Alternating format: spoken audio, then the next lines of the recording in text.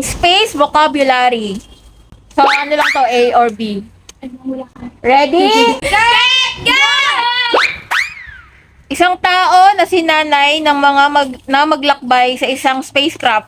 A. Astronaut. B. Rocket. Astronaut. Tama. Isang sasakyan na gumagamit ng jet propulsion upang mapabilis ng hindi gumagamit ng anumang nakapaligid na hangin. A. Space Shuttle. B. Rocket. Space na shuttle. hangin. Mali. Bili! Rocket yun eh. Rocket!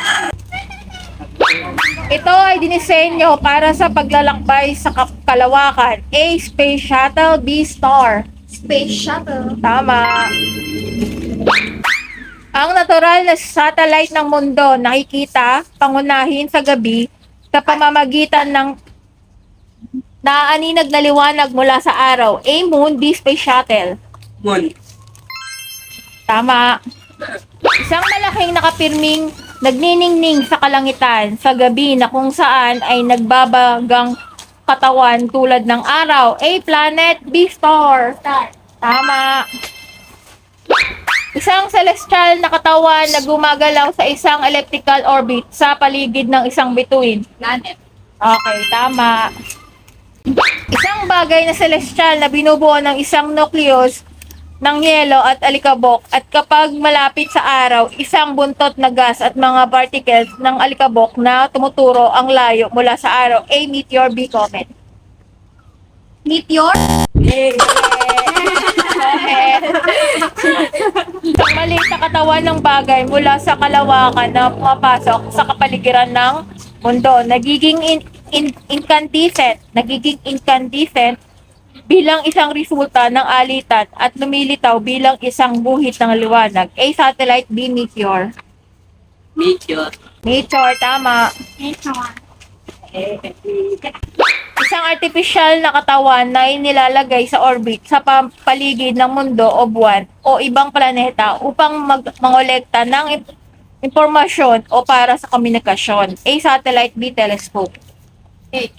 Satellite, tama. Isang instrumento optical na idinidisenyo upang gawing mas malapit ang mga malalayong bagay na naglalaman ng isang kaayusan ng mga lente o mga hubog ng salamin at lente kung saan ang mga sinag ng liwanag ay nangongolekta at nakatuon at ang nagreresulta ng imahe ay pinalaki. Telescope. Tama, telescope. Isa pa lang tama ni Ate. Isang maliit, mabilis na gumagalaw na meteor na nag-aalap sa pagpasok ng kapaligiran ng mundo. Shooting star. Tama, shooting star. Isang maliit na mabatong katawan na umiikot sa araw, asteroid o Milky Way galaxy. Mali. Asteroid. Wala pa. Isang malaking spiral galaxy na binubuo ng ilang daang bilyong bituin. Isa na rito ang araw. Rover o Milky Way galaxy. B. Tama, B. Milky Way galaxy. Isang sasakyan para sa pagmamaneho sa ibabaw ng mga magaspang na lupain, lalo na ang isa na pinapaandar ng remote control sa extraterrestrial terrain. Spacesuit or rover?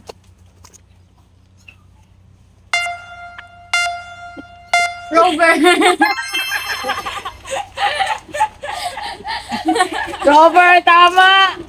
Isang damit na dinisenyo upang payagan ng isang astronaut na mabuhay sa kalawakan. Spacesuit o space station? Spacesuit. Tama!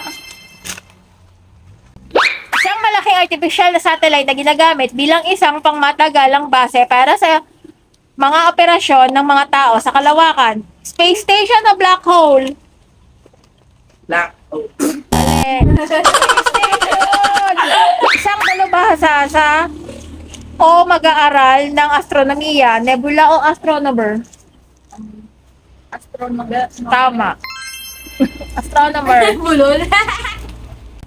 Isang ulap na gas at alikabok sa kalawakan, nakikita sa kalangitan sa gabi, alinman bilang isang hindi malinaw na liwanag o bilang isang madilim na silueta laban sa iba pang mga makikinang na bagay. Solar flares o nebula? Solar flare.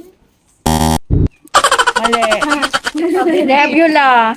Isang higanting pagsabog sa araw na nagpapadala ng enerhiya, liwanag at mataas na bilis ng mga particles sa kalawakan. Solar flares or extraterrestrial? B. Mali. Solar flares. Oh, sige mo ito na. Ang bituin sa gitna ng solar system. Mercury. Mali! Malapit din nga pala yung araw. O, next. Ang unang planeta mula sa araw at ang pinakamaliit na sa solar system. Mercury.